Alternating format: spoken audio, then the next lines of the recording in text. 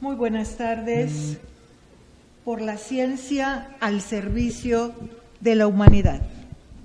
Distinguidas damas y caballeros que nos acompañan, la filial correspondiente del Estado de Nuevo León, con sede en la ciudad de Monterrey, de la Academia Nacional de Historia y Geografía, institución patrocinada por la Universidad Nacional Autónoma de México, les da la más cordial bienvenida a esta sesión académica de ingreso, y por tratarse de una ceremonia solemne, les ruego a la distinguida concurrencia que nos honre con el favor de apagar sus teléfonos celulares. Por esta atención, muchas gracias. Nos congratulamos con la presencia de los académicos Eli Rambris, que ella es nuestra presidenta a nivel nacional, Stephen Murray, que no sé si está, pero pienso que sí. Stephen, saludos también. Está el señor Alejandro Dosal, de la Academia también. Está la señora María Elena Carrillo. Está Sergio Moret, poeta. Bienvenidos todos. Si me falta alguien, díganme por favor.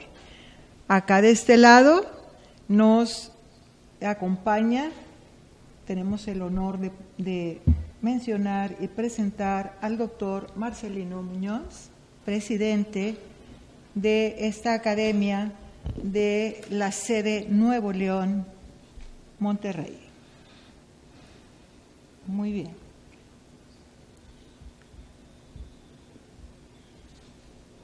Bienvenidos todos. Bienvenidos. Bienvenidos todos. Muy bien. Al mando de esta ceremonia estará nuestro presidente Marcelino Muñoz, para quienes pido un fuerte aplauso. Lo saluda su amiga Olga María Zapata García, vicepresidente de la Academia Nuevo León.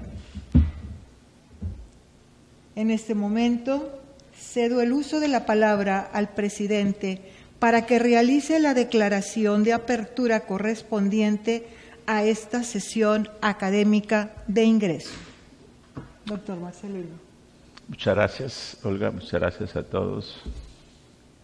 Eli, muchas gracias por darnos esta oportunidad de dirigir esta academia aquí en Monterrey, Nuevo León, y pertenecer, pues, desde luego a la academia de ustedes por allá en México, y pues auspiciada por la Universidad Autónoma de México. Y siendo las 7:25, damos por iniciada esta sesión de ingresos de académicos. Un poquito de los antecedentes de la Academia Nacional de Historia y Geografía. A finales de 1919, y con la certeza dentro de la pluralidad política, el rechazo a la discordia y el respeto a las creencias, un visionario grupo de preparatorianos de la Universidad Nacional decidió fundar la Unión Juventud de Hispanoamérica en 1921. En su mayoría, alumnos universitarios de jurisprudencia. Se asociaron con algunos mentores y miembros de las antiguas sociedades científicas para constituirla en Academia de Estudios Geográficos e Históricos, enfocada en el pasado, presente y futuro de los países iberoamericanos, surgido del mestizaje poblacional, en base a una misma comunidad lingüística y semejanza de ideales. Las sesiones preparatorias para formular su estatuto se realizaron en el Colegio Inglés de Popotla, dirigido por Teodoro E. Santa Cruz, en el despacho de Ernesto Urtuzastegui, en las sociedades. científica Antonio Alzate y benemérita mexicana de Geografía y Estadística. Finalmente, el 8 de mayo de 1925 se redactó su primer estatuto bajo el lema por la raza en servicio de la humanidad, que se trocaría en por la ciencia en servicio de la humanidad. El patronato de la Universidad Nacional y dentro de nuestro estatuto brindó la ocasión de laborar en su seno, amparados por su prestigio moral. Esta diferencia continúa vigente y reiterada tácticamente por los sucesivos rectores de nuestra hoy autónoma alma mater. El 19 de mayo de 1925, en el Paraninfo Universitario, el rector Alfonso Pruneda, presidente honorario, apadrina a los 32 miembros iniciales.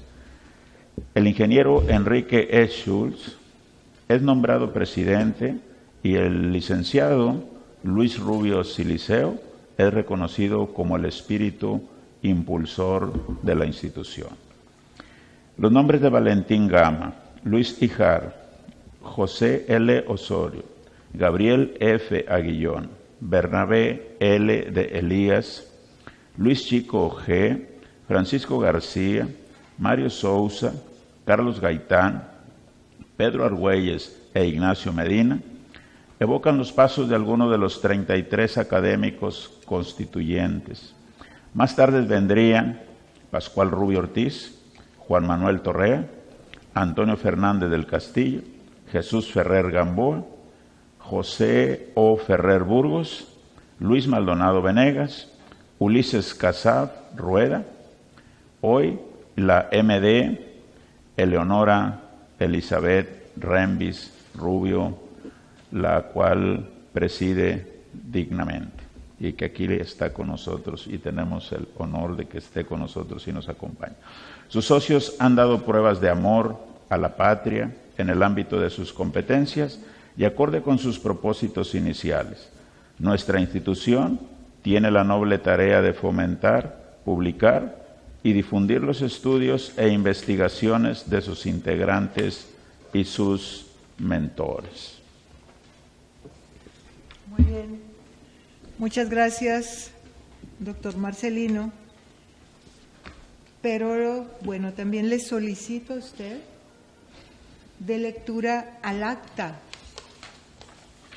motivo de la presente ceremonia. Por favor. Lectura del acta.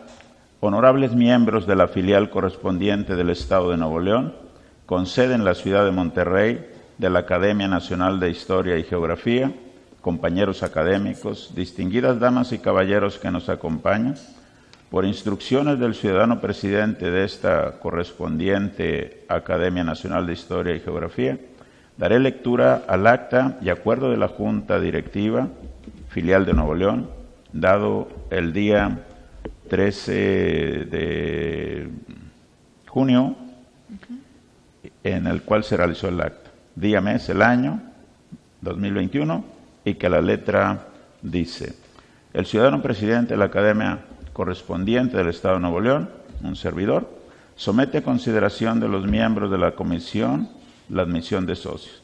La solicitud de ingreso de doña Dina Martínez Mendoza, misma que ha sido aprobada por la Comisión de Admisión. Por lo tanto, una vez presentada y comentado en los expedientes respectivos y toda vez que las cualidades profesionales y humanas de la candidata son dignas de elogio y afines a los principios de esta institución, se declara en el acto convocado deberá él o los recipiendarios hacer uso de la palabra y una vez hechos los comentarios a su intervención, se procederá a la impugnación de insignias, museta y toma de protesta. No sé si me están escuchando. ¿Sí se está escuchando bien? Sí. ¿Sí se escucha bien?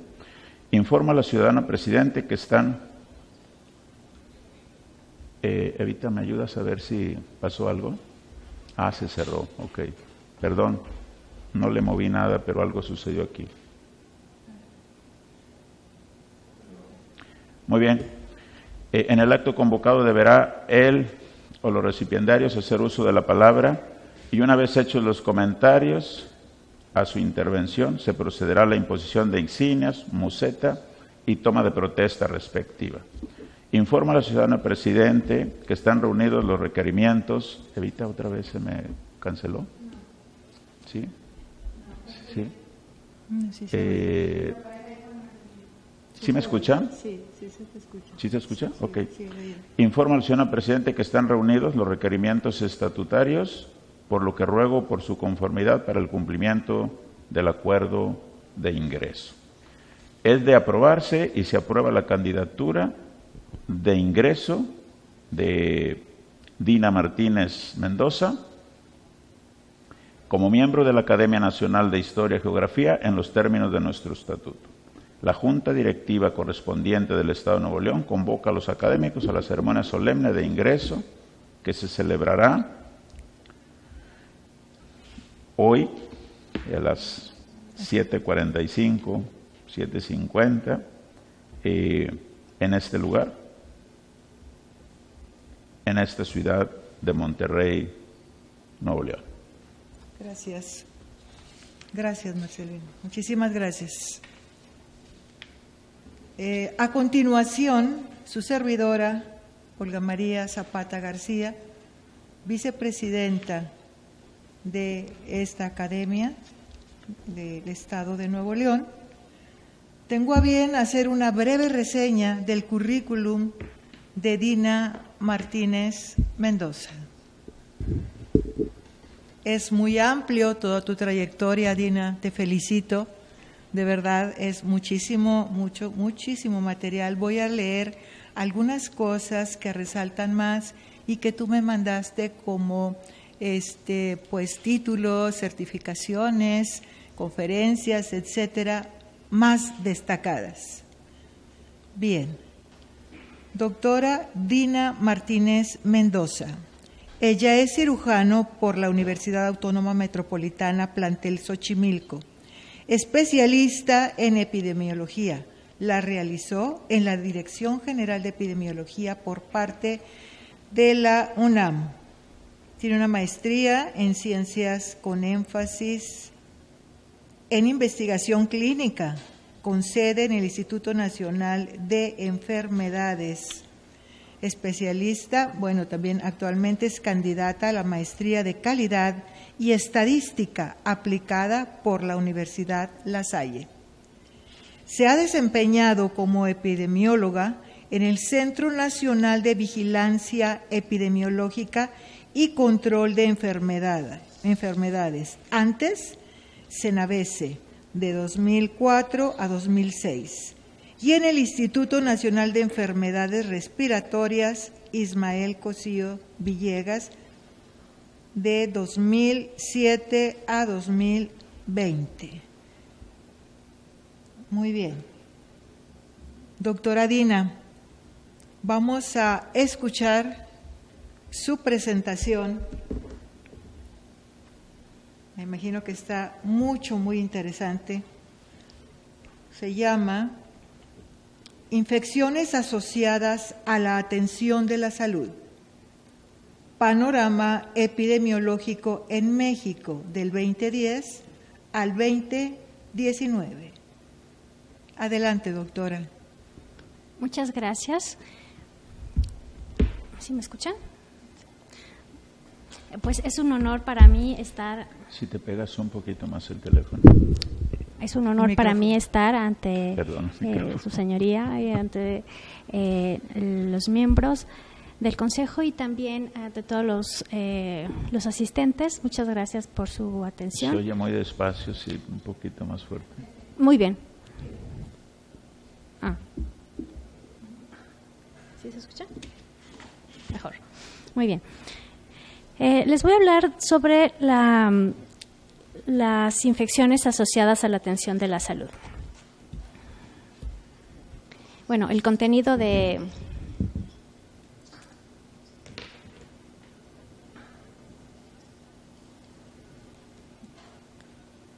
esta ponencia. Sí. El contenido de esta ponencia es la introducción, breves antecedentes históricos, indicadores de estas infecciones, incidencia y prevalencia de estas infecciones en el mundo, también lo que respecta a vigilancia epidemiológica en México, el objetivo de este trabajo, la metodología, los resultados y algunas consideraciones. Y bien, vamos a ver que la OMS, la Organización Mundial de la Salud, define a las infecciones asociadas a la atención de la salud como un problema de salud pública por su morbilidad, mortalidad, por la carga que imponen a los pacientes, al personal sanitario y a los sistemas de salud. Estas infecciones antes se llamaban infecciones nosocomiales, sin embargo, ahora se tienen identificadas como aquellas que los pacientes las adquieren durante su estancia en el hospital, en una clínica, en una atención domiciliaria o a alguna atención ambulatoria. Todo esto es infecciones asociadas a la atención de la salud. Por eso es el cambio o la especificidad del nombre. Y bueno, ¿cuáles son estas infecciones? Son las que ocurren mientras se recibe atención médica. Se desarrollan en un hospital o en algún centro médico y se manifiestan 48 horas posteriores al ingreso hospitalario y hasta 3 días después del alta o 30 días después, incluso en casos de una cirugía. Entonces, estas infecciones que no debieran ocurrir porque el paciente va a un hospital o o solicita atención médica para otros eventos, no para una nueva infección. Estas se les llaman eventos adversos y estas infecciones, que en lo subsecuente les llamaré IAS, las IAS están entre los 3 eventos adversos más frecuentes que afectan a los pacientes hospitalizados. Los otros 2 son los eventos adversos por medicamentos, por una administración de medicamentos y también las complicaciones quirúrgicas. Entre algunos antecedentes históricos podemos mencionar que Ignaz Semmelweis, que nació en 1818 a 1865. Él fue un obstetra de origen húngaro de mediados del siglo XIX y él precedió los hallazgos de Pasteur y Lister. Él identificó mecanismos de transmisión de enfermedad, hizo él asociación epidemiológicas en tiempo, lugar y persona, evaluó grupos e hizo medidas de prevención. ¿Qué es lo que identificó él? Primero, observó que los proveedores de la atención médica podían transmitir enfermedades. ¿Qué es lo que hizo? Que él identificó cómo se propagaba la sepsis puerperal, prácticamente una infección generalizada en las mujeres recién paridas, mientras trabajaba en el Hospital de Maternidad de Viena. Vio cómo se propagaba esta enfermedad en las mujeres, pero también observó que había unas altas tasas de mortalidad materna entre los pacientes tratadas por obstetras y estudiantes de medicina y que no tenían las pacientes tratadas por parteras. Entonces, las tasas eran altísimas cuando las trataban los médicos. Él pudo identificar que algo estaba sucediendo porque uno de sus médicos patólogos, al hacerse una herida, haciendo una autopsia de una de estas pacientes, se enfermó y murió de la misma sintomatología que las pacientes. Por tanto, él identificó que algo estaba pasando y con una simple medida como fueron la higiene de manos, con eso igualó prácticamente la mortalidad con los pacientes, con las pacientes atendidas por parteras. También otro hecho histórico es, esto es en cuanto a Semmelweis, también está Lister, que un cirujano británico igualmente identificó que la putrefacción de las heridas quirúrgicas causaba una alta mortalidad en los hospitales y él pudo identificar que teniendo algunas barreras de protección podían, a través de campos quirúrgicos, podían evitar estas infecciones. Aquí nosotros vemos una imagen muy emblemática entre Pasteur y Lister. Es muy interesante cómo es que en aquellos entonces, estamos hablando de 1892, cómo se unió prácticamente quien hacía ciencia básica y quien hacía ciencia clínica, porque Pasteur era un microbiólogo prácticamente y Lister sí era un cirujano, pero los hallazgos de Pasteur hicieron que Lister tuviera mucho mejor impacto y más conocimiento a la hora de la prevención de infecciones. Y bueno, esperaríamos que desde tantos años atrás pues los médicos se lavan las manos y todo el personal de salud. Sin embargo, la OMS en el 2005 publica un programa que es un reto mundial en pro de la seguridad del paciente y básicamente se enfoca a esta seguridad con manos limpias, además de otros aspectos que vamos a ver más adelante. Esto cobra mucha relevancia porque voy a empezar a hablar justamente de este panorama epidemiológico, pero voy a mencionar que existen indicadores. Prácticamente todo lo que se hace en un hospital va a tener un indicador, pero hablando del control de infecciones y la prevención de infecciones en un hospital, su indicador va a ser propiamente las tasas. Y podemos hablar de las tasas de prevalencia, las tasas de incidencia, y más que estar hablando ahorita de fórmulas, es básicamente de los pacientes que egresan de un hospital, cuántos de ellos se infectaron, o de los que mueren, cuántos de ellos se murieron por una infección. Eso en términos generales. Hay tasas muy específicas como las que muestro en esta diapositiva. Están las tasas globales, las tasas de letalidad, que son prácticamente los pacientes que se mueren cuando se mueren por alguna infección, de entre todos los que se mueren o todos los que se infectan. Y también hay unas tasas muy específicas que no voy a abundar mucho en esto, pero sí es importante señalar que las tasas más importantes de infecciones en los hospitales es las que se refieren a heridas de sitio quirúrgico, y las que son por un dispositivo, ¿no? El riesgo de un paciente cuando le colocan un dispositivo, puede ser un dispositivo urinario, un catéter urinario, un catéter venoso central o por intubación mecánica, pueden tener ellos infecciones de vías urinarias, infecciones de torrente sanguínea o neumonías. Entonces, nosotros, si hablamos de una prevalencia e incidencia mundial, podemos ver que la misma Organización Mundial de la Salud, aquí pertenecen más de 196 países de la región, de toda esta región, y ellos trataron de hacer un panorama de qué es lo que estaba pasando en todos los países en cuanto a las IAS, y pues como podemos ver en estos dos mapas, en uno se presentan los países de ingresos altos y en el otro mapa están los países de ingresos medianos. Y ustedes pueden verlo en pequeños circulitos en donde pueden ver que prácticamente esta información no está bien definida en los países. En algunos países de ingresos altos, pues están respaldadas por información nacional o por información de artículos de alto nivel científico. Pero en los países de medianos y bajos recursos, en algunos países ni siquiera está la información. No hay información de infecciones. Es decir, no se están vigilando, no se están siguiendo y por lo tanto no se está implementando medidas de protección hacia los pacientes. Y aquí nosotros tenemos algunas cifras donde podemos ver a los países de ingresos altos. Prácticamente lo que nos está diciendo este gráfico es que del total de pacientes que salen de un hospital, por ejemplo, en Canadá, el 11.6 tuvo alguna infección, el 6%, ¿no? En el Reino Unido, el 9% de los pacientes que salen de un hospital tuvieron alguna infección. El 4%, por ejemplo, en Francia, en España el 8%. Ustedes pueden estar viendo estas cifras. Es decir, pareciera inminente que un paciente tiene un riesgo muy alto de adquirir una infección en un hospital.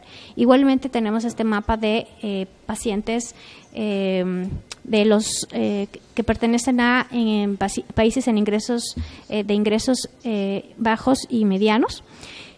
aquí podemos ver que ya las tasas empiezan a subir, ¿no? Siendo que la información, como ya lo habíamos visto, no necesariamente es con datos nacionales ni con datos tan fiables, porque no son estudios epidemiológicos con altos niveles de evidencia científica. Pero podemos ver que hay países, por ejemplo, Marruecos, 17% de los egresados tenían alguna infección, o en el caso de Cuba, de 7%, Brasil, 14%, Turquía, casi 18%. Y aquí tenemos básicamente cómo es que es bien diferente entre los países de ingresos bajos y medianos en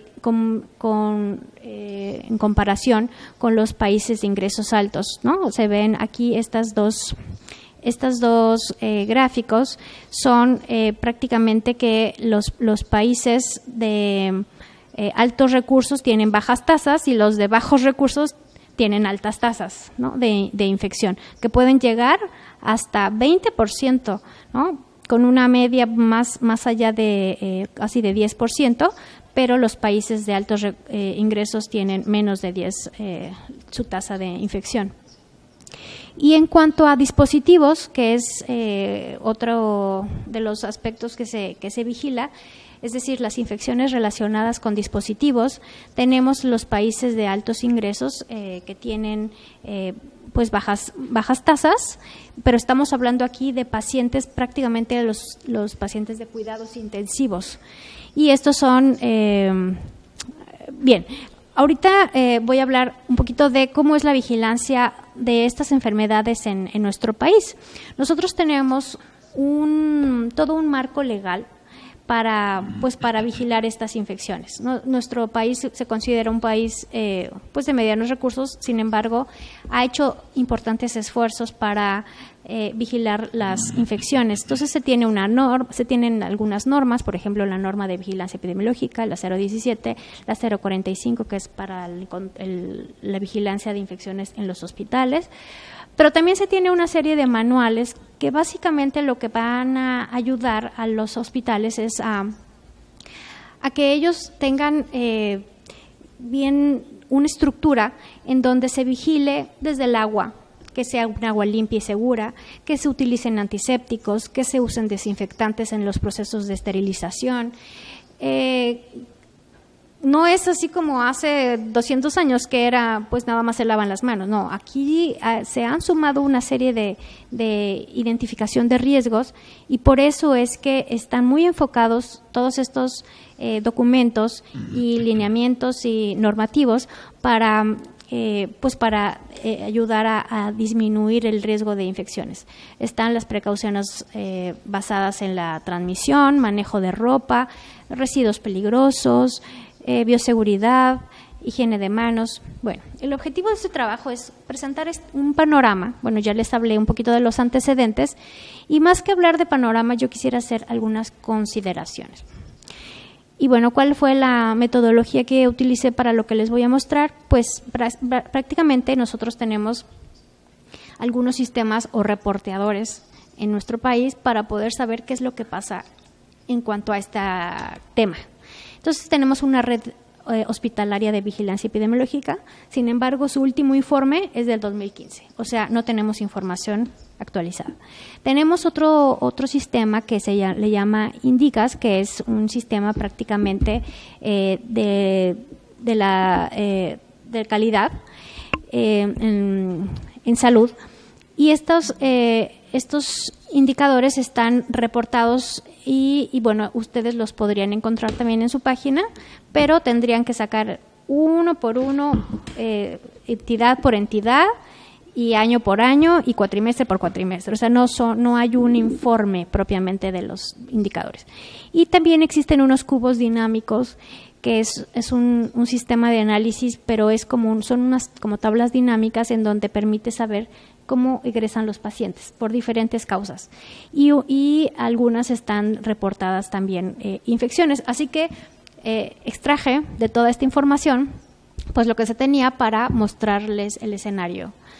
En primera, pues tenemos aquí que las tasas globales reportadas en la red hospitalaria pues están dentro de prácticamente son semejantes a un país de altos recursos y de los mejores reportes, ¿no? Es decir, que tenemos unas tasas de 4, 4.5, 4.8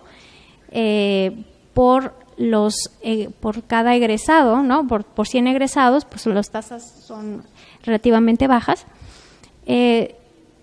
También tenemos otro, el que les comenté, que es de INDICAS, que es de calidad en salud, pero aquí nos está dando otros datos.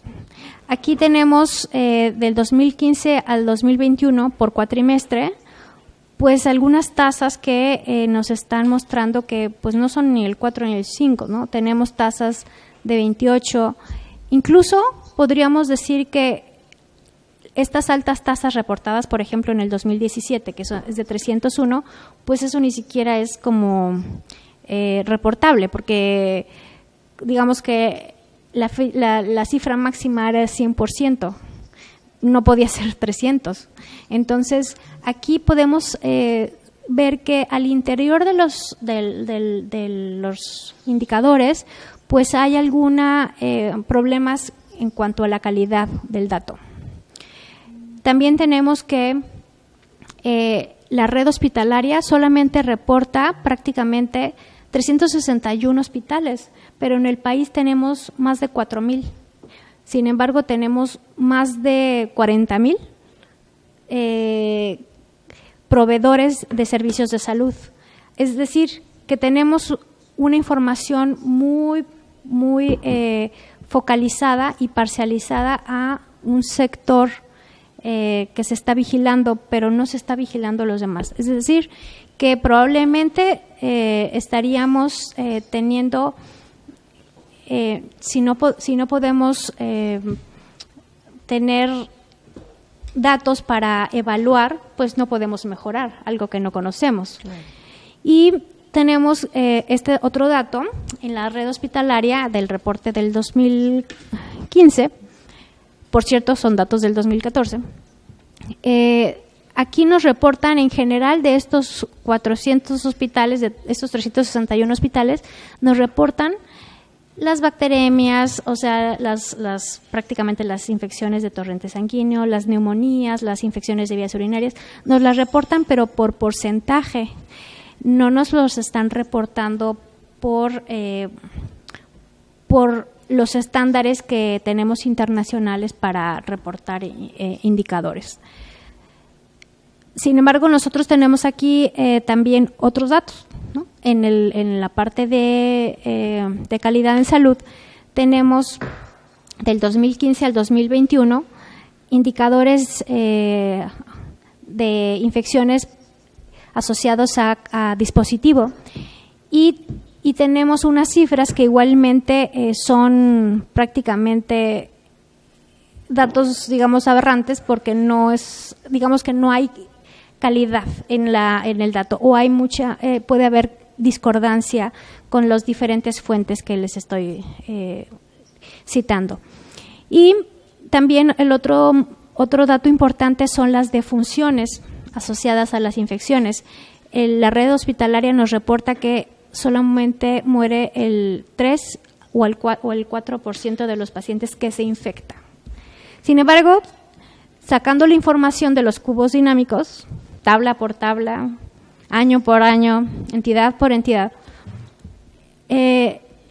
nosotros tenemos información, por ejemplo, de las tasas brutas de mortalidad en un hospital, pues pueden ser menores al 4%, pero las de letalidad por IAS no son del 4%, son más del 16%. Es decir, un paciente que se infecta, podría el 16% de estos pacientes morir, cuando en realidad estaban por otro tipo de patologías en un hospital.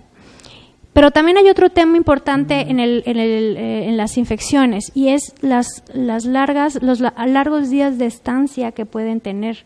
Mientras que un paciente normal que entra por un evento más o menos tiene 3.8 días de estancia intrahospitalaria, un paciente con infección puede tener más de 15 días, 30. días de estancia intrahospitalaria sin infecciones, pues es menor de 11. Y entonces el tema de las días de estancia, de los costos que va a generarle al paciente y a su familia son muy importantes. Una infección que se pudo haber prevenido. Entonces, ¿cuáles son las consideraciones que quisiera poner sobre la mesa? Una es que efectivamente en el mundo se han hecho esfuerzos, igualmente en nuestro país se han hecho y se han estado haciendo esfuerzos por consolidar un sistema de vigilancia, por poderlo permear a los diferentes niveles de atención en salud. Sin embargo, todavía hay elementos que no se pueden medir, y lo que no se puede medir en calidad, pues no se puede mejorar. Y también hay muchos actores. Y algo que tenemos muy importante en este siglo y en este año es que tenemos la tecnología. Y la tecnología actualmente se utiliza para grandes comercios, para grandes empresas, para diferentes industrias.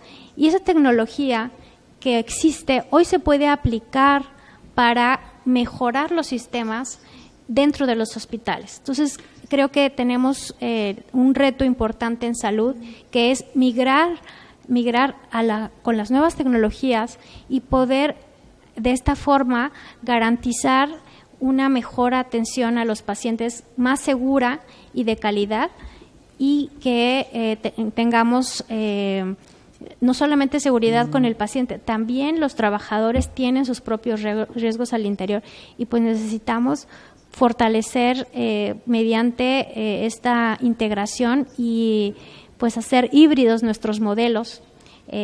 No podemos quedarnos atrás, ¿no?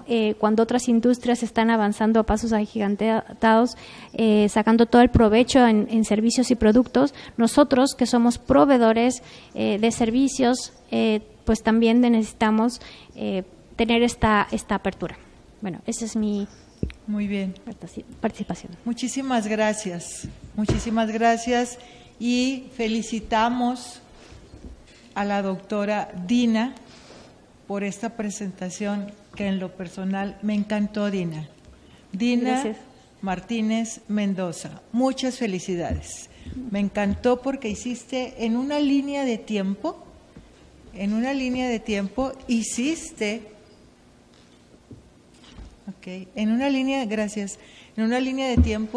nos diste a conocer qué se hacía con esas infecciones, qué se hace.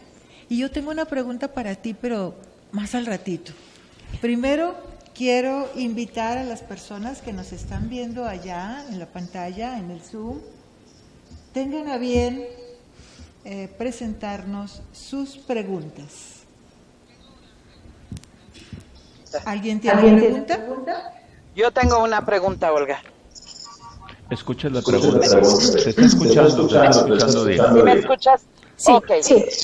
¿Cómo puedes prevenir si el neurococo vive, el lugar mejor que tiene para vivir son los tanques de oxígeno que se les ponen a las personas que entuban, y no se puede saber que está contaminado el tanque? ¿Cómo se puede prevenir que un paciente que ingresa a una cirugía determinada, por ejemplo un trasplante, y le ponen oxígeno, lo entuban, cómo puedes prevenir que no le dé neumonía?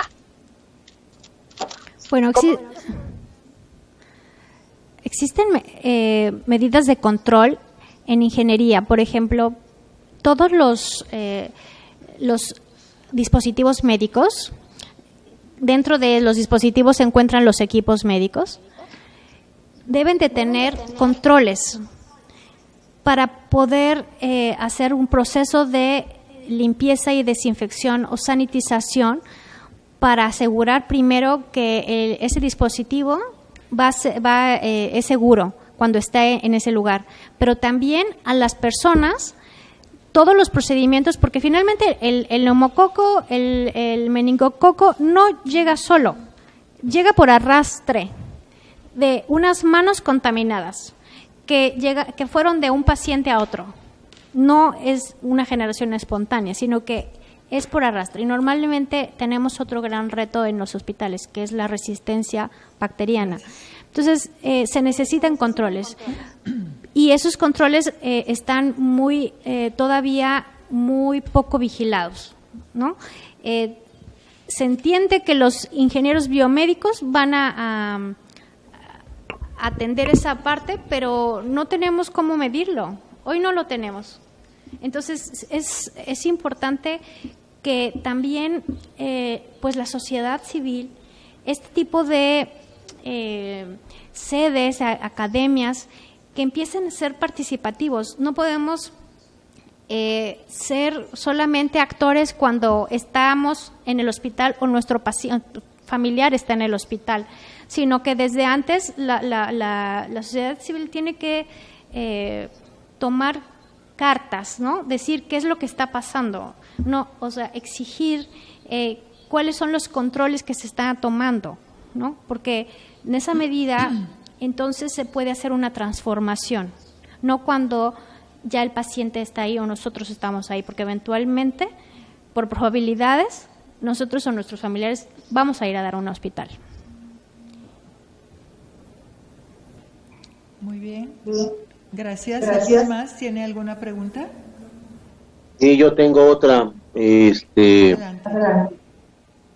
Doctora Martínez, usted hizo su estudio hasta el 2019 y en el 2019 aparece esta pandemia que nos ha atormentado. Yo en particular tuve una prima, hermana, que ingresó al Hospital Ángeles del Pedregal por una operación de columna que iba a ser de 2 días. Se contagió de COVID en el Ángeles del Pedregal, que supone que es un hospital, digamos, de 5 estrellas, y queremos hacer alguna similitud con los hoteles, ¿verdad? Y 3 semanas después falleció de COVID en el mismo hospital. Entonces quiere decir que si se hace el estudio desde 2019 para acá, el IAS quiere decir que creció enormemente en estos 2 años. De una forma en el mundo. De hecho tenemos cifras y no hay. Lo que pasa es que también es un tema de transparencia, pero sabemos por la praxis y que hay hospitales que el 100 o el 80% de los pacientes que ingresaban morían. En el caso de las de COVID, realmente fue todo un tema, porque no solamente se trataba de proteger al paciente, sino que el personal tenía mucho miedo a infectarse. Por tanto, tomaba medidas extremas, tan extremas que ni se protegía él y que sí igualmente ponía en riesgo a los pacientes por falta de medidas de contención y de higiene y de asepsia y antisepsia y de higiene de manos entonces eso va a ser todo un tema. La verdad es que sí hay el registro, déjenme decirles, no se los presenté ya, pero está el registro de no solamente la parte de INDICAS, que es el de calidad en salud, y absolutamente está alejado de toda realidad. Y además está alejado incluso de años previos, es decir, que hay cifras menores. Entonces considero que el tema de la consistencia y concordancia de la información es algo que está como para verificarse y para que efectivamente la sociedad es que sea quien exija, porque al interior parece que estamos sobrepasados. Y yo digo al interior porque soy médico, pero en este momento no estoy dentro del sistema. Pero sí es un tema, las infecciones las infecciones intrahospitalarias en pandemia, creo que es algo que lo vamos a saber en unos años. Si no es que ya se empieza a transparentar. Es muy grave. Muchas gracias. Muchas gracias. ¿Alguien más que quiera hacer alguna pregunta?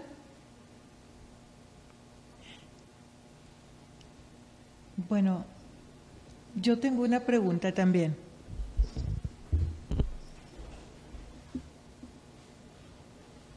Sí, gracias, Evita. Yo tengo una pregunta.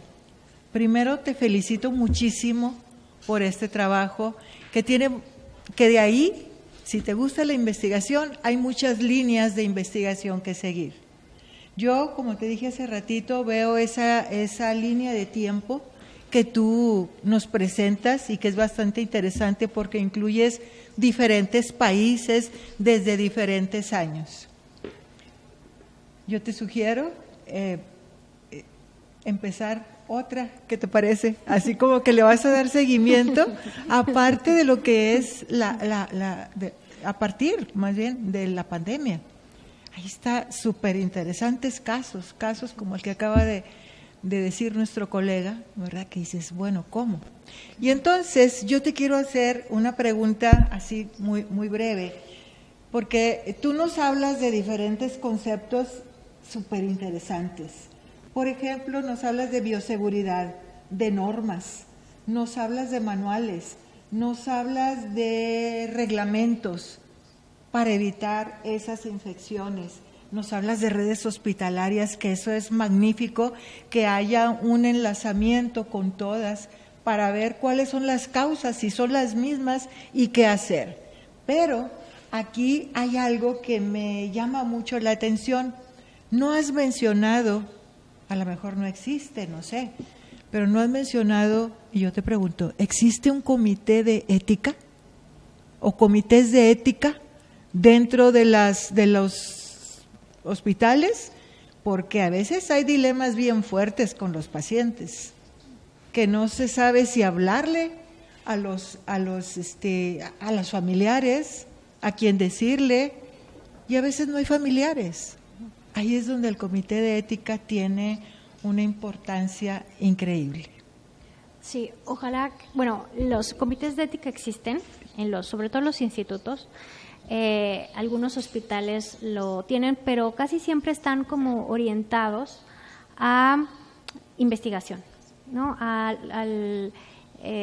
la seguridad del paciente cuando se hacen investigaciones, ensayos clínicos o se hacen algún otro participación para garantizar sus derechos, ¿no? a los pacientes.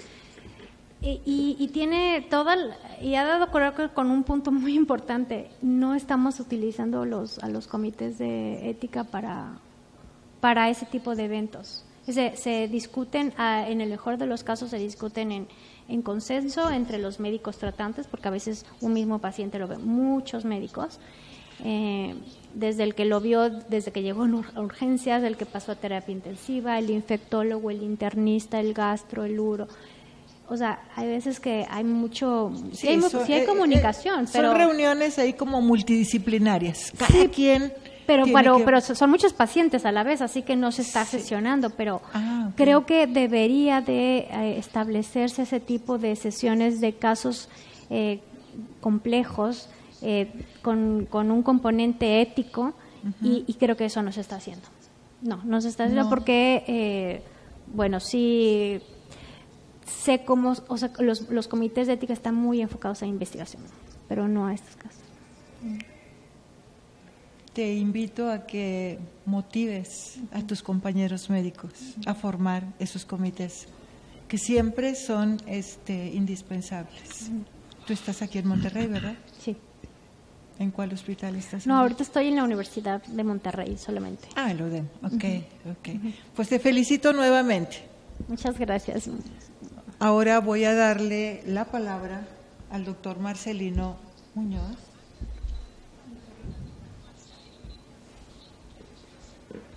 Sí, adelante. A estas alturas, un protocolo de seguridad para tratamiento de pacientes COVID, es decir, ya tenemos una guía o un protocolo para evitar más contagios dentro de los hospitales. Sí, tenemos muchos protocolos y que se han publicado cientos de ellos, digamos, de lo que más se ha publicado a manera de reglamento, manual, lineamiento, ha sido de COVID.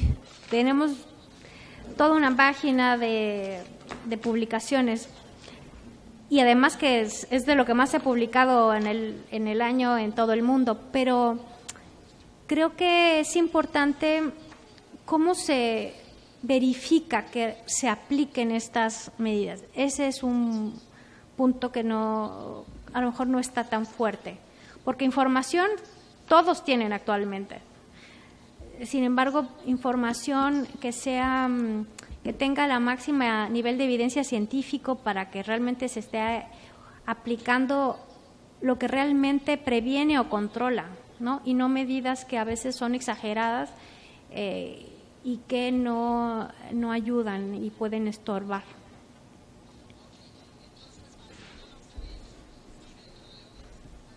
Existe contagio de COVID con otros pacientes que no tenían COVID cuando ingresaron, existe claramente desde el punto de vista médico-legal una responsabilidad profesional, ¿cierto? Debe existir, y debe existir a nivel de sistema, es decir, no podemos decir normalmente, sobre todo hablando en temas de calidad, que el médico fue o la enfermera, porque ahí hubo una cadena de trabajadores de la salud que intervinieron, ¿no? Desde el que está en la recepción prácticamente, el trabajador social, el enfermero que la canaliza, etcétera. Es el sistema y es decir, el nosocomio es el que debe de hacerse responsable en caso de muerte por COVID. Sí, debe de haber una responsabilidad. Situación diferente. Debe haber una responsabilidad. Sí. Sí. Ok, solo me resta felicitarte muchísimo, es muy interesante hablar de la salud, es un punto importantísimo, sin salud los seres humanos pues no tenemos nada, ¿no? Es el derecho humano después de la vida más privilegiado que debemos de tener, y entonces toda esta información que has hecho favor de exponernos es muy interesante. Me gustó mucho la calidad del trabajo, la forma de exponerla, la manera de contestar, así que desde la Nacional todo nuestro cariño, nuestro respeto y muy bienvenida. Muchísimas gracias. Muchas gracias. Muchas gracias, maestra. Gracias. ¿Hay otra pregunta? Solicito la palabra, respetuosamente. Iván, ¿tienes una pregunta? ¿No? Casi no se escucha. Hay alguien que una pregunta, pero se habla más fuerte. Soy hermana de la doctora Dina. Ah, ok. Adelante.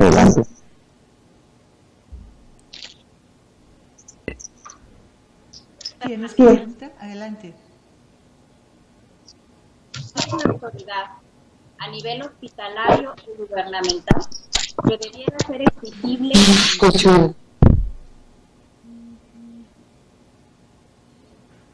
correctamente, porque entiendo que es la mayor deficiencia en toda esta exposición.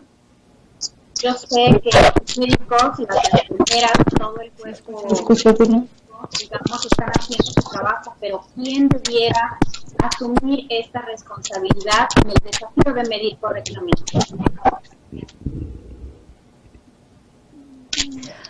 Gracias. Pues como les expuse, tenemos diferentes organismos, incluso dependen de diferentes subsecretarías de salud. Entonces creo que ahí está dividida la responsabilidad.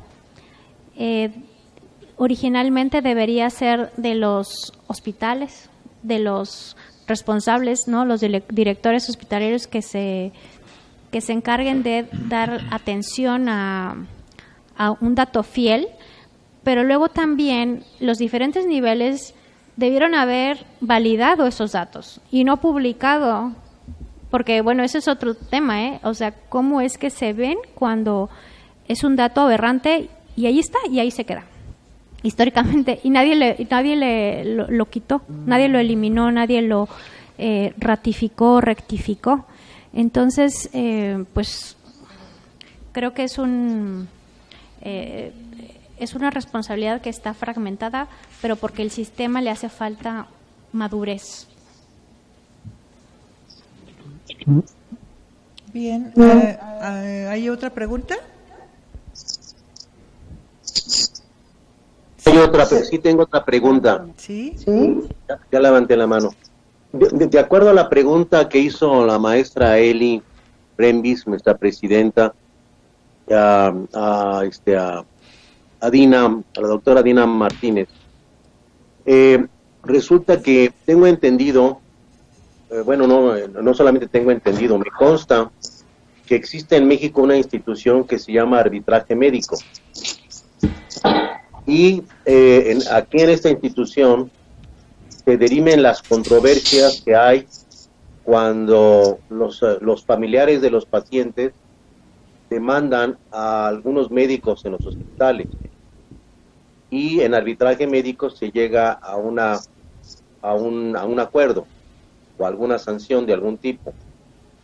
El hecho es que me estoy percatando que en el caso de las personas que son contagiadas inclusive de cualquier otra enfermedad, no solamente del COVID, pueden acudir a arbitraje médico, presentar la queja, y esto ya desde el punto de vista del derecho, no sé si caiga dentro del derecho penal, que por ahí creo que iba la pregunta de la maestra Elizabeth Brembis, que es abogada penalista, tenga que ver con esto, porque quiere decir que ya la ley ya está establecida, ya la institución ya existe, y lo que sucede es que son los familiares o los pacientes mismos que son los que en un momento dado no actúan o no van más allá de lo que pueden ir.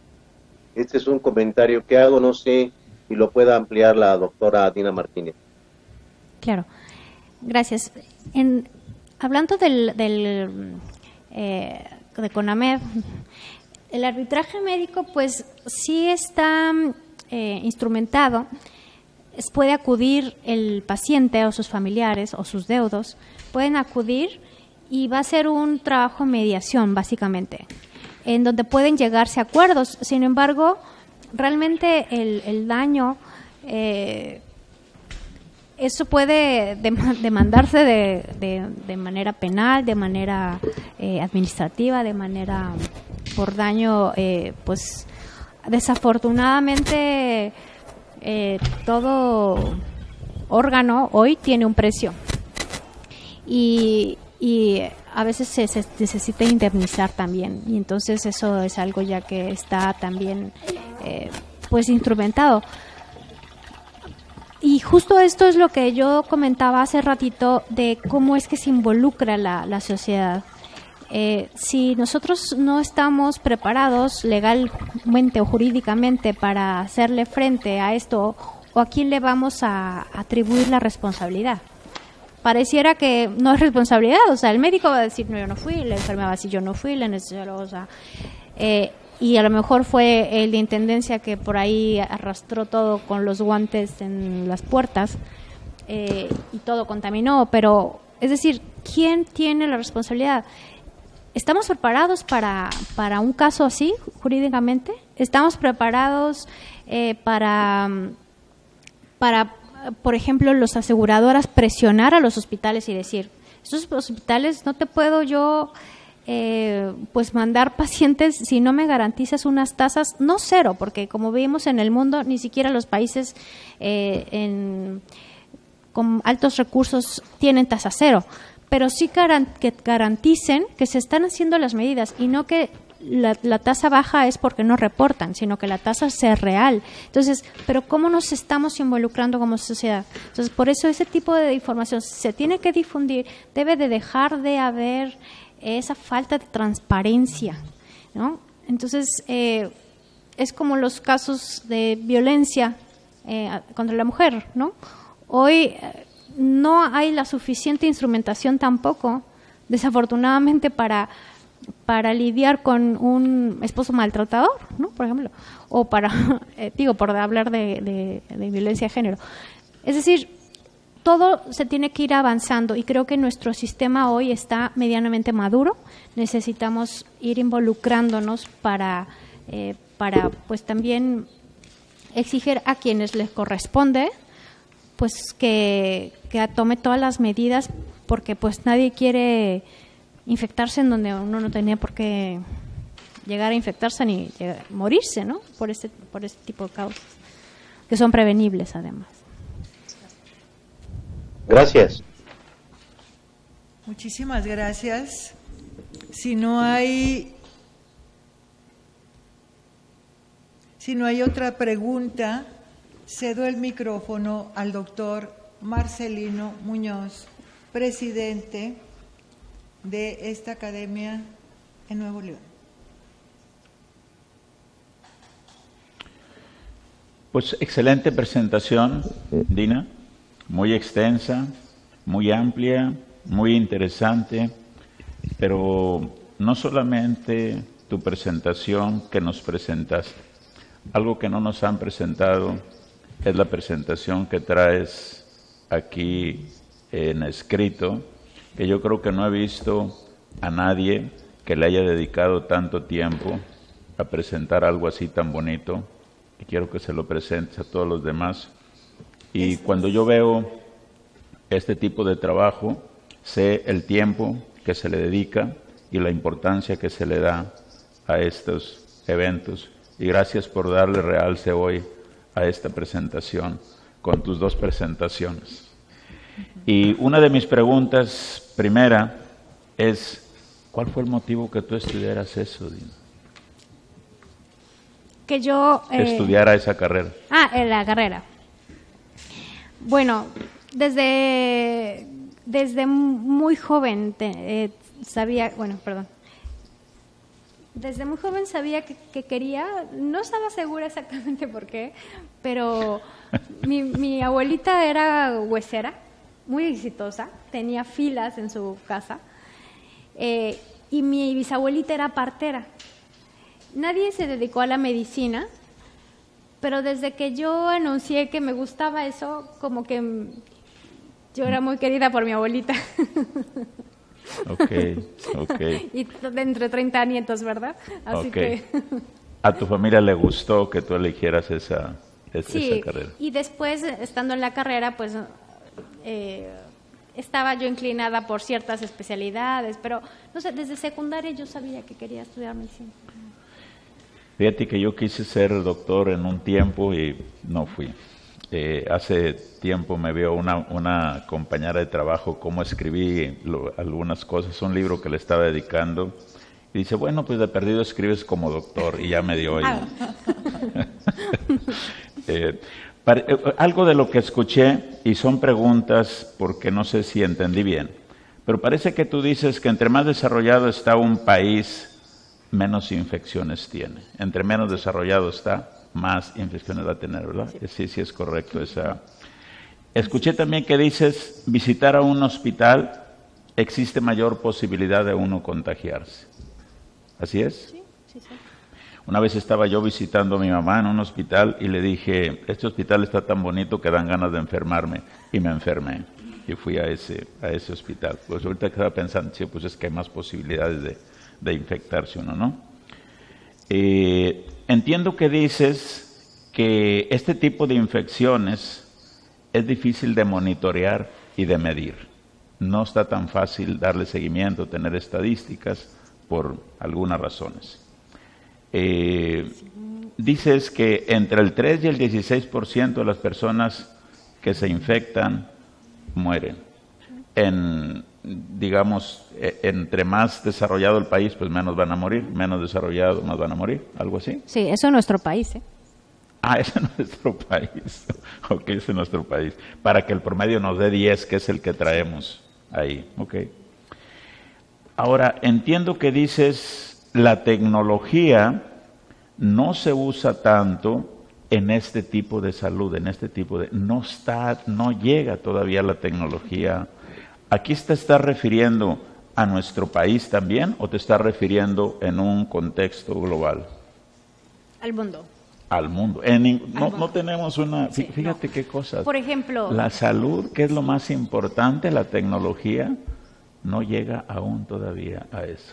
Por ejemplo, puedo decir, grandes almacenes tienen tecnología, saben cuando un cliente llega, por qué pasillo pasa primero, qué producto vio y qué producto se llevó, y por eso tienen perfectamente identificado a dónde va cada pasillo y cada producto, por ejemplo. Y tienen las rutas típicas de un joven, de una mujer con niño, del papá, así.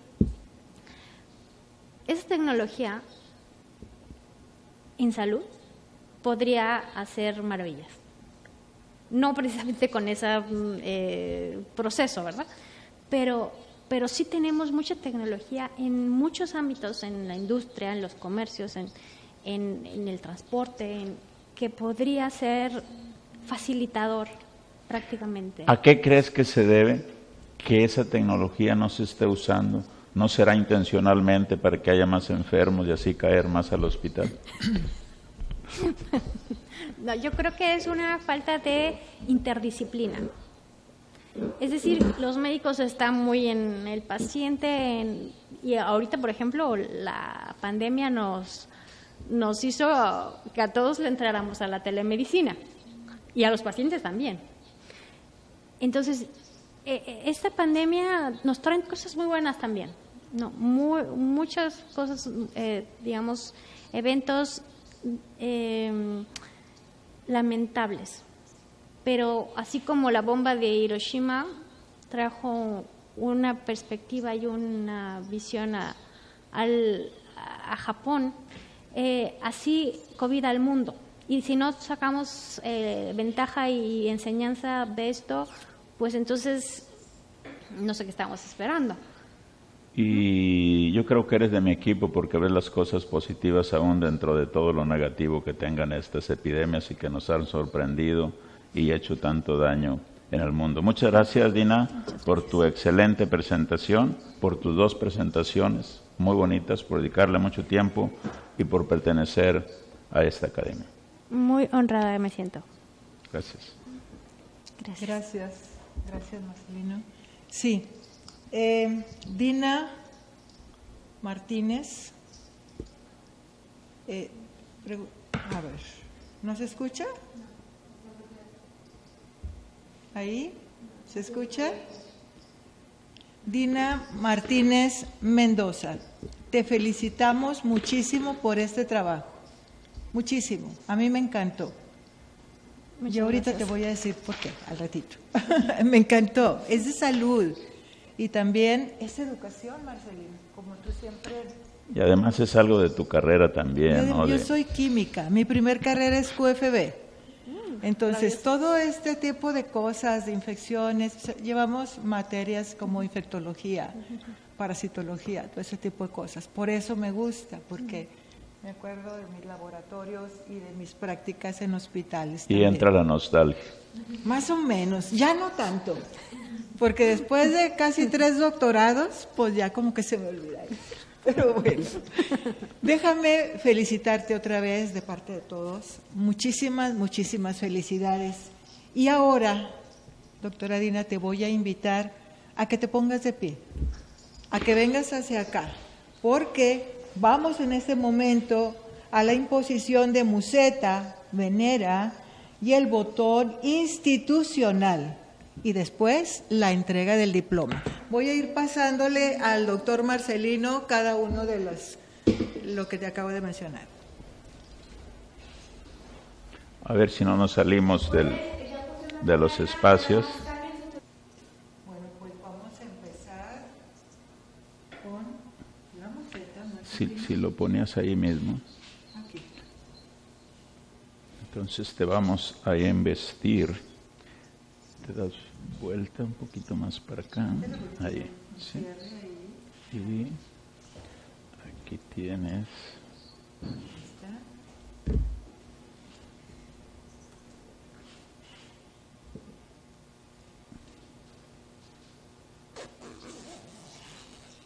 Excelente.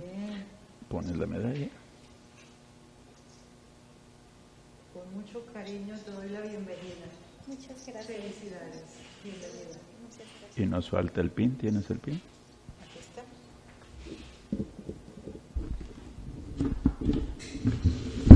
Este PIN.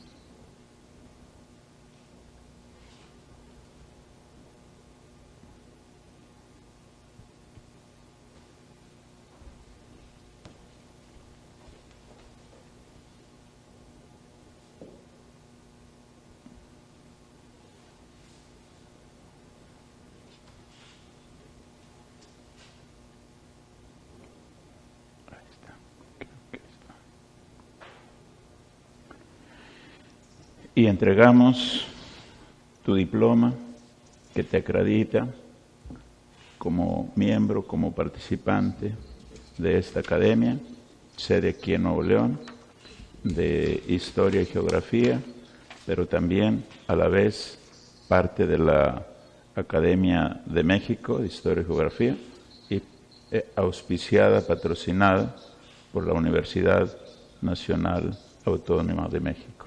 Pues bienvenida, felicidades. Bienvenida, Dina. Muchas gracias. Muchas felicidades. Bienvenida. Muchas aplausos. Ahora. ¿Puedes pasar a sentar? ¿Hacer una foto? Una foto aquí. A ver. Muéstrate el diploma.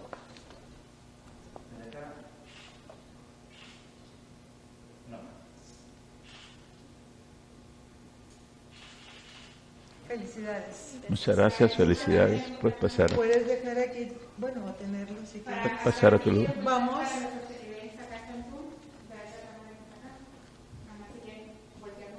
Ah, muy bien.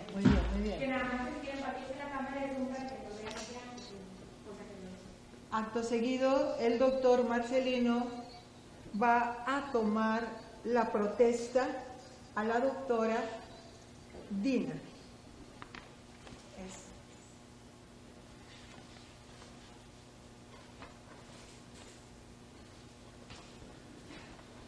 Dina, protestas cumplir y hacer cumplir el estatuto y las normas reglamentarias, enaltecer la cultura, practicar en tu vida diaria los valores, misión y visión de la Academia Nacional de Historia y Geografía. Sí, protesto. Si así lo hicieren, que nuestra Academia y Nación entera se los reconozca y si no, que se los reclame. Les solicito presentar, tengan a bien realizar la clausura de esta reunión académica. Pues te damos la bienvenida, Dina, con mucho respeto y muy seguros de que serás digna representante de esta academia.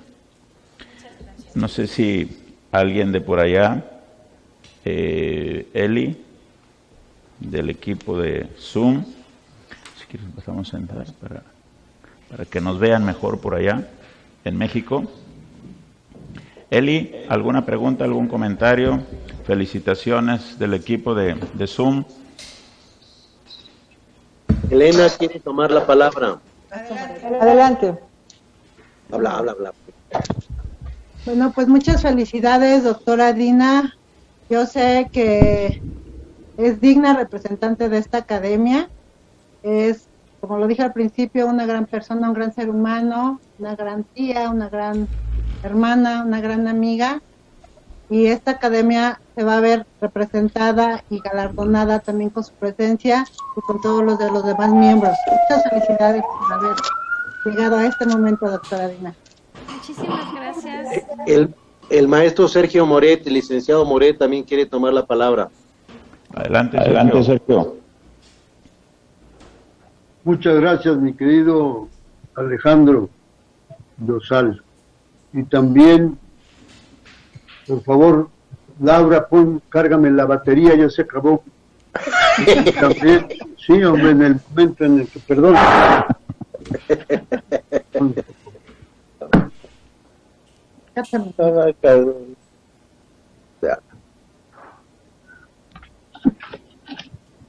Bien, perdón por este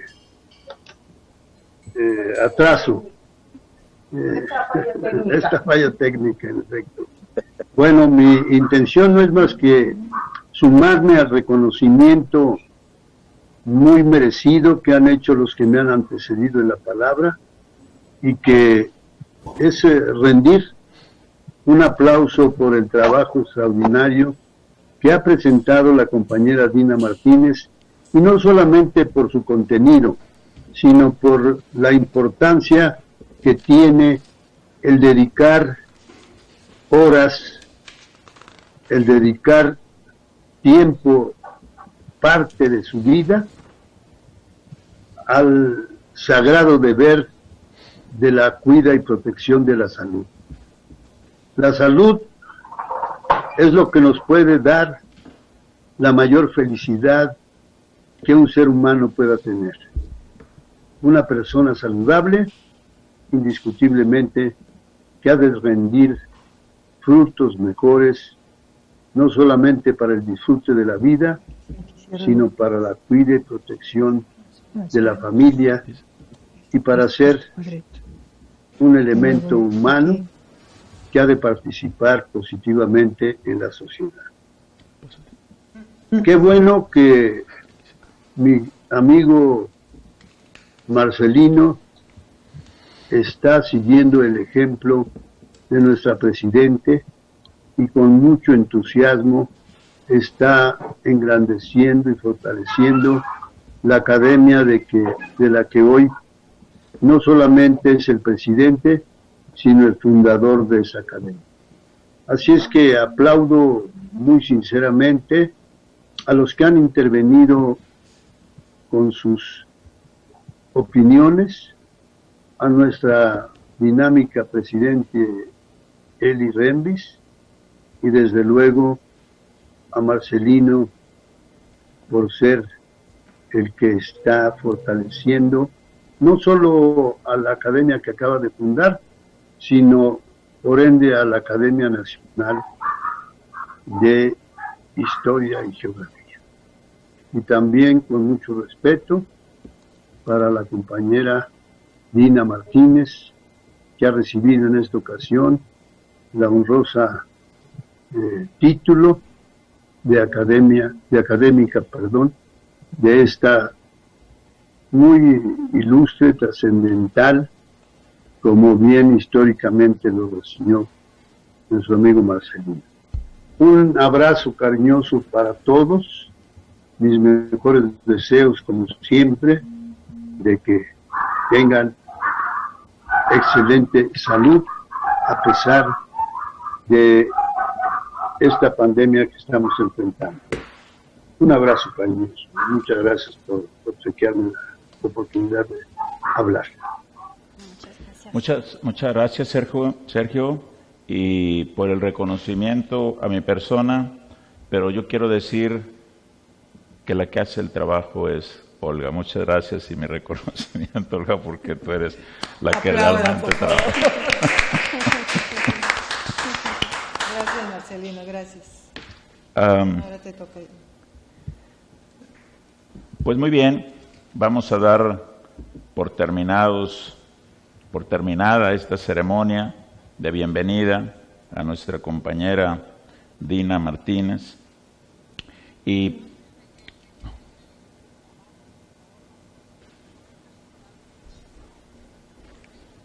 Marcelino, a su vicepresidenta Olga, que hacen un excelente trabajo y estamos en espera de abrir nuestras 2 futuras filiales. Y no se nos gracias a la amiga. Y por otro lado, también quiero agradecerle a los padrinos de Dina, que son Elenita Carrillo Tostle y Alejandro Dosal Luce, que son quienes nos recomendaron ampliamente a la doctora, y como siempre, estaban en lo cierto. Muchísimas gracias y felicitarte, Dina, que ya eres un nuevo miembro de nuestra institución y estamos muy orgullosos de pertenecer a ella y esperamos estar muy orgullosos y seguir estando muy orgullosos de que tú ahora seas parte de esta gran familia, porque realmente nosotros nos manejamos como familia. Muy bien, muchas gracias. Gracias, muchas felicidades. Excelente evento, muy buena calidad de evento y felicidades a todos. Un abrazo muy fuerte a Monterrey y muchas gracias a todos los académicos que nos honraron con su participación. Gracias. Muchas gracias, Eli. Muchas gracias a todos los que nos acompañan vía Zoom. No sé si alguien más quiere tomar la palabra. Y qué gusto verlos a todos. Muchas gracias. A Saraí, a su mamá, a todos, a todos. Un placer. Una mención especial, Elenita Toshley y Alejandro. Pues, gracias. Perdón. ¿Alguien más? Dina quiere decir unas palabras. Sí, quería hacer una mención especial también a Elenita Toshley y a Alejandro Dosal por esta recomendación, que desde que los vi sabían que iba a migrar para Monterrey.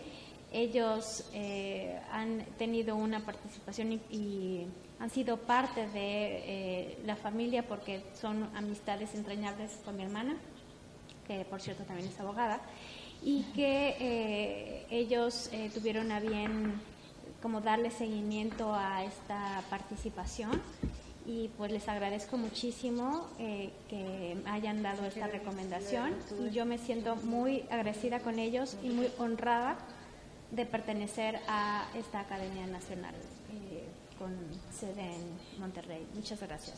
Gracias a ti. Bienvenido. Y a ti, muy bien. ¿Alguien más? Eli. No sé si está Stephen por ahí. ¿Nadie más? Bien. Pues muchas gracias a todos. Muchas gracias por su presencia. Están diciendo muchas gracias a todos por los que nos acompañaron vía Zoom, muchas gracias a todos por los que nos acompañaron vía Facebook, muchas gracias a nuestra invitada Dina, que yo creo que todas las felicitaciones son muy merecidas por tu trabajo. Y bueno, pues siendo las 8:45 del día 15 de este mes de junio del 2021, damos por clausurados estos trabajos académicos que yo creo que fue un éxito. Perdón por decirlo yo, pero creo que fue un éxito. Muchas gracias a todos. Gracias.